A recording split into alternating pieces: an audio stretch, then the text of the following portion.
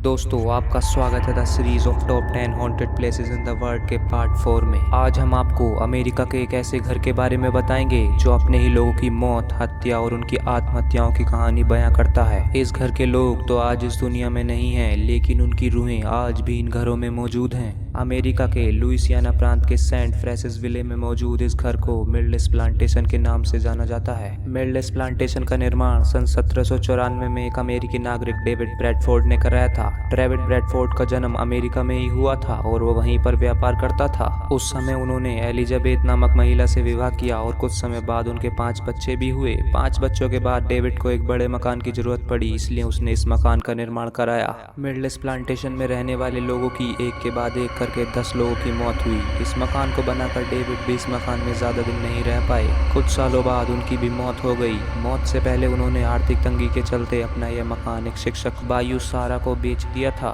सारा डेविड के एक बच्चे क्लार्क वुडरूफ को अपने साथ रखकर कानून की पढ़ाई करती थी, जिसने कुछ दिनों बाद अपनी टीचर की ही बेटी सारा मथिल्डा से शादी कर ली। डेविड ब्रैडफोर्ड की मौत के बाद उनकी पत्नी अकेली थी, तो उन्होंने घर में ही बागानी शुरू कर दी और पौधारोपण का काम करने लगी। मिल्डलेस प्लांटेशन में मौतों का सिलसिला सारा मथिल्डा की मौत से शुरू हुआ। सारा की मौत 21 जुलाई 1823 को पीलिया बीमारी से हुई। उस समय लुइसियाना में यह बीमारी अपने चरम पर थी। अभी मिल्डलेस प्लांटेशन में एक ही मौत हुई थी कि तभी 1824 में सितंबर माह में सारा के 3 माह के बेटे जेम्स की भी मौत पीलिया से हो गई। उसके बाद वुडरूफ भी उस घर में और नहीं रहना चाहता था और वह अपनी माँ के साथ कहीं चला गया, जहाँ उसकी माँ की भी कुछ दिनों बाद मौत हो गई। उसके बाद वुडरूफ ने इस मकान को स्टर्लिंग नामक परिवार के हाथों बेच दिया। स्टर्लिंग बहुत अच्छा परिवार था। स्टर्लिंग अपने परिवार के साथ इस मकान में आए और इस मकान को कई बदलाव किए। स्टर्लिंग ने डेविड के इस मकान को और बड़ा और दोगुना कर दिया। अपने शौक को पूरा करते हुए 17 जुलाई 1854 को स्टर्लिंग की भी मौत हो गई। स्टर्लिंग की पत्नी मरियम अब इस मकान में रहने लगी थी। इसके अलावा मिल्डलेस प्लांटेशन में और भी मौतें हुई, जिन्हें जानकर आपकी रूह भी कांप उठेगी।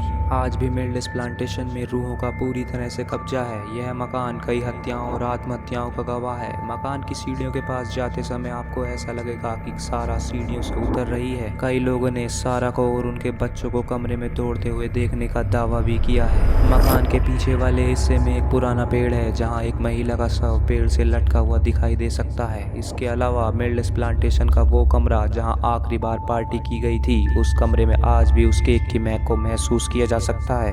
साथ ही साथ बच्चों की रोने की आवाजें भी कई लोगों को डरा चुकी हैं। आज भी इस मकान की वीरानी में लोग रूहों को इधर से उधर जाते और दौड़ते महसूस कर सकते हैं। मिल्डलेस प्लांटेशन के अंदर सारा के कमरे के ठीक बगल में एक हॉल है, जहां एक पुराना शीशा लगा हुआ है। कई लोगों ने इस बात का दावा किया है कि इस शीशे में कभी कभी एक महिला जो सफेद लिबास पहना हुए है और गर्दन झुकी हुई है, आंखों पर काले घेरे और उनका एक हाथ उनकी तरफ इशारा करता है, जैसा कि वो आपको बुला रही हो, इस रूप में देखा गया है। वहीं सारा के कमरे में एक पुराना पियानो भी रखा हुआ है, जो दिन में कई बार अपने आप ही बज उठता है। तो दोस्तों, आज की वीडियो में बस इतना ही। मिलते हैं इस सीरीज के पार्ट 5 में। तब तक के लिए goodbye and take care.